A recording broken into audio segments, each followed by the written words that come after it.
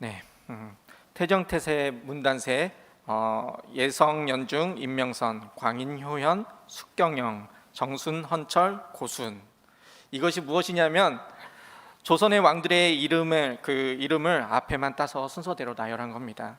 이를 통해서 조선이라는 나라의 왕이 누구였는지, 또한 그 조선에 어떤 일들이 있었는지 우리는 대충 상황을 알 수 있습니다. 특히 역사란 무엇인가라는 책을 쓴 카라는 역사학자는 역사에 대해서 이렇게 말을 하고 있습니다. 역사적 사실에 대한 끊임없는 상호작용 과정과 그리고 현재와 과거 사이의 끊임없는 대화이다라고 역사에 대해서 이야기를 하는데, 이것은 과거에 있던 역사와 그리고 현재와 그리고 앞으로도 계속 그 역사는 끊어지지 않고 계속 대화를 나누며 이어져 나가고 있다는 것을 의미하고 있습니다.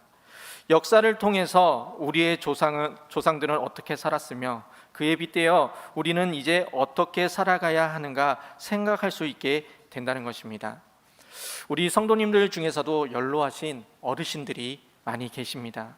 모두 6.25나 보릿고개 같은 그 대한민국의 역사의 중심에서 생사를 넘나들면서 지금까지 오신 분들입니다. 그리고 지금의 한국이 있게 만드신 분들입니다. 그렇기에 우리의 이 자리에 계시는 모든 연로하신 어르신들은 바로 대한민국의 역사라고 할 수가 있습니다. 그래서 대한민국의 역사에 있어서 절대로 빠져서는 안 될 분들인 것입니다. 그렇기에 우리는 우리 후손에게 어떻게 나의 역사를 남길 것인가 라는 것을 생각하면서 우리는 고민하면서 살아가야 합니다. 출애굽기 3장 6절에서도 이스라엘 역사에서 중요한 인물들을 언급하고 있습니다. 아브라함의 하나님, 이삭의 하나님, 그리고 야곱의 하나님.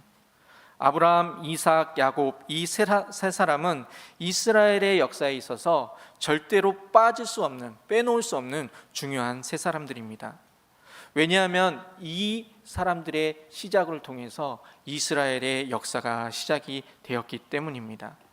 그래서 많은 사람들이 이 세 사람의 그 믿음을, 이 세 사람의 삶을 닮아가기 위해서, 이어가기 위해서 노력을 합니다.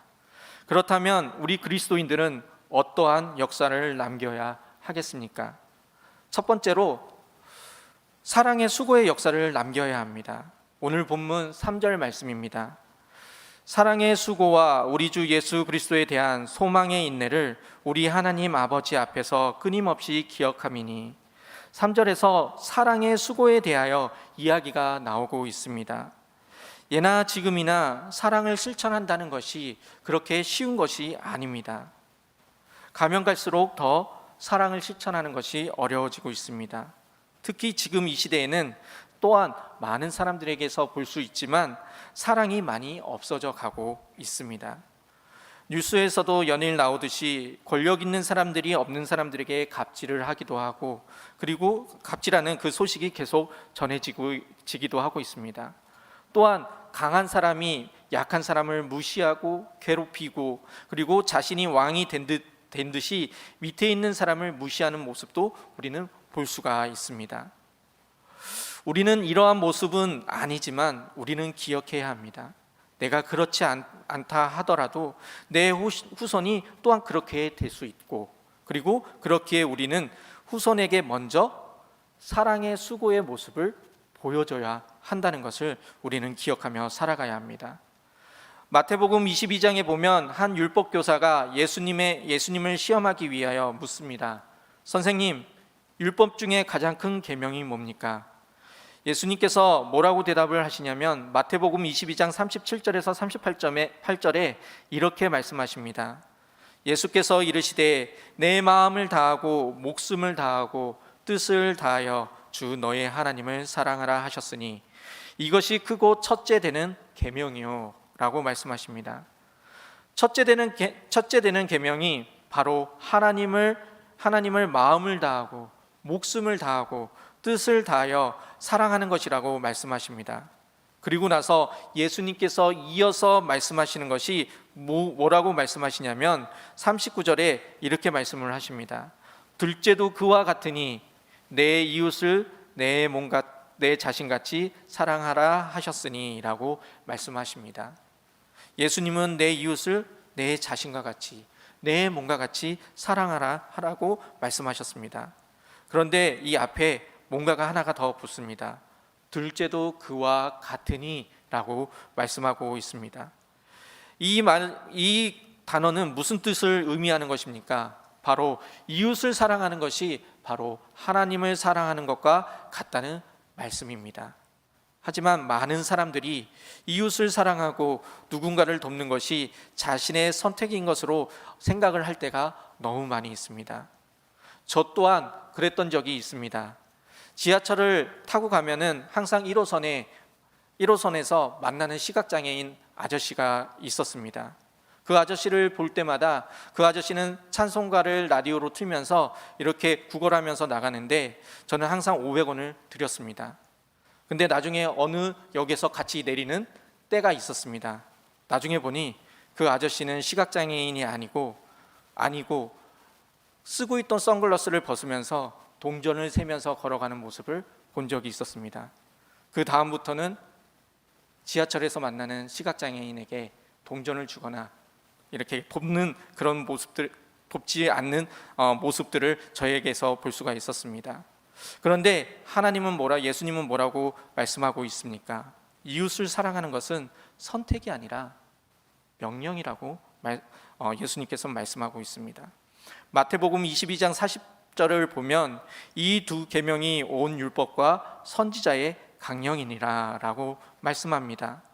하나님을 사랑하고 이웃을 사랑하는 것은 내가 선택하는 것이 아니라 하나님께서 선지자와 율법을 통해서 하신 명령이라고 예수님께서 분명히 말씀하고 계시는 것입니다. 그리스도인으로서 내가 지켜야 할 하나님이 세우신 규칙이라고 말씀하고 있는 것입니다. 하지만 지금 현실에서는 이웃을 사랑한다는 것이 또한 어려운 사람들을 돕는다는 것이 쉽지 않습니다.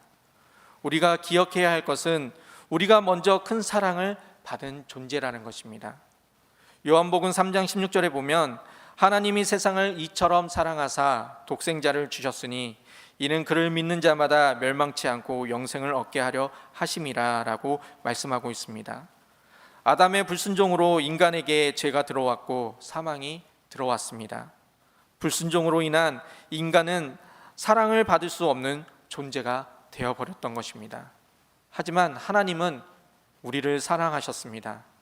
너무나 사랑하셨습니다.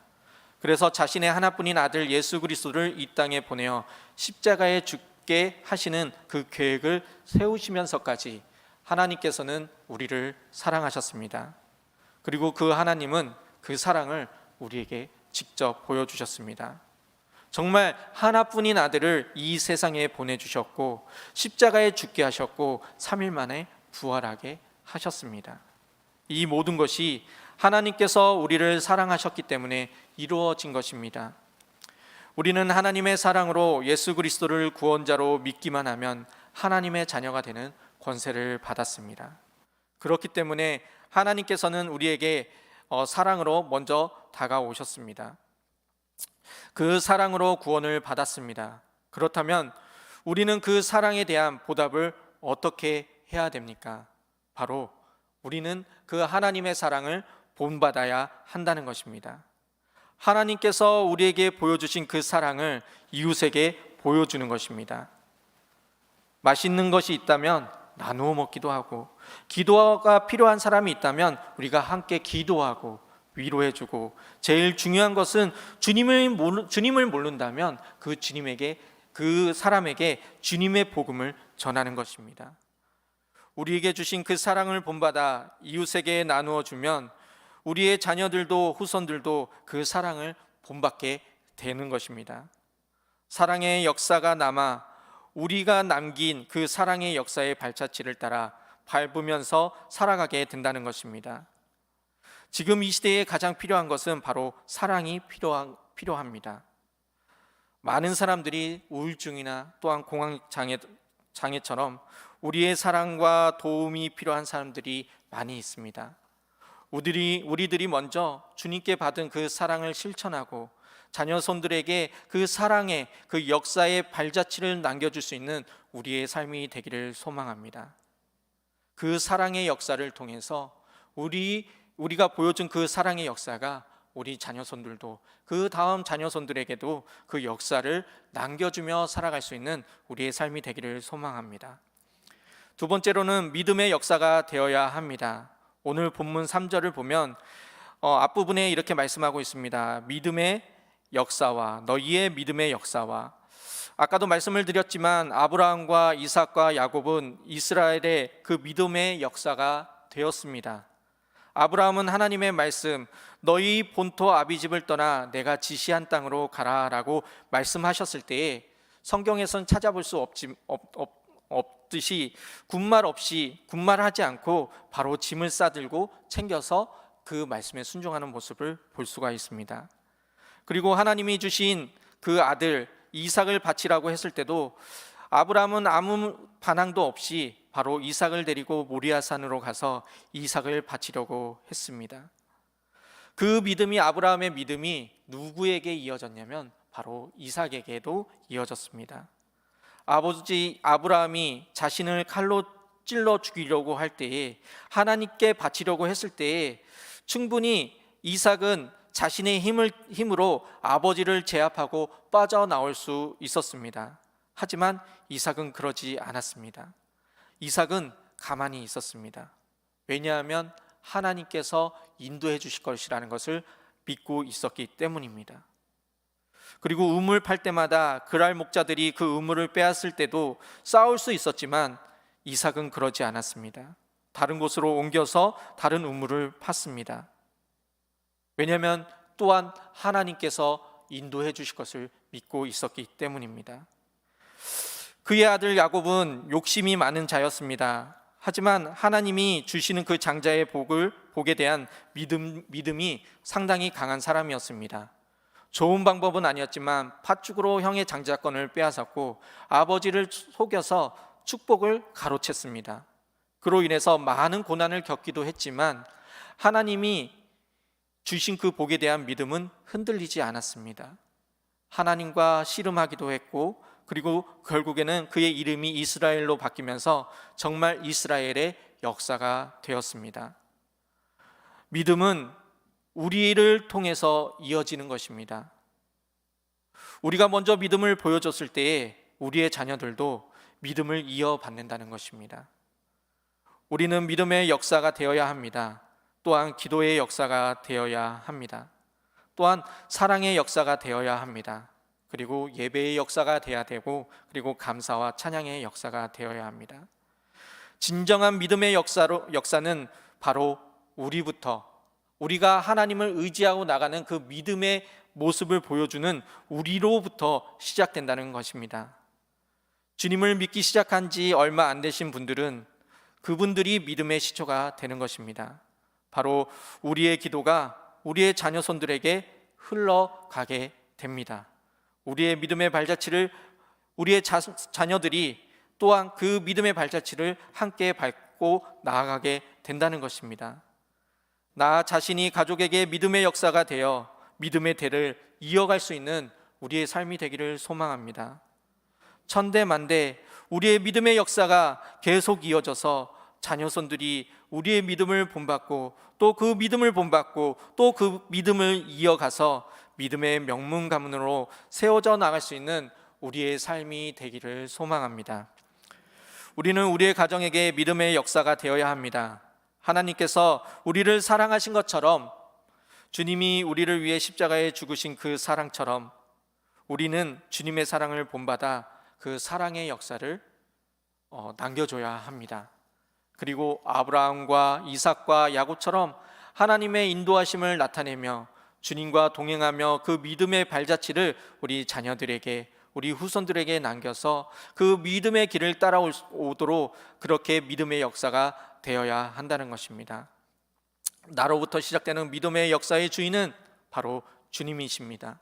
그 주님을 의지하고 우리가 믿음 앞에서, 말씀 앞에서 바로 서고 나아갔을 때에 주님께서는 우리를 그 믿음의 역사로 만들어 주십니다. 그 역사의 주인이신 주님과 함께 믿음의 역사를 만들어가며 더욱더 우리 자녀손들에게 그 믿음의 그 대를 이어가게 보여줄 수 있는, 발자취를 남겨줄 수 있는 우리의 삶이 되기를 소망합니다.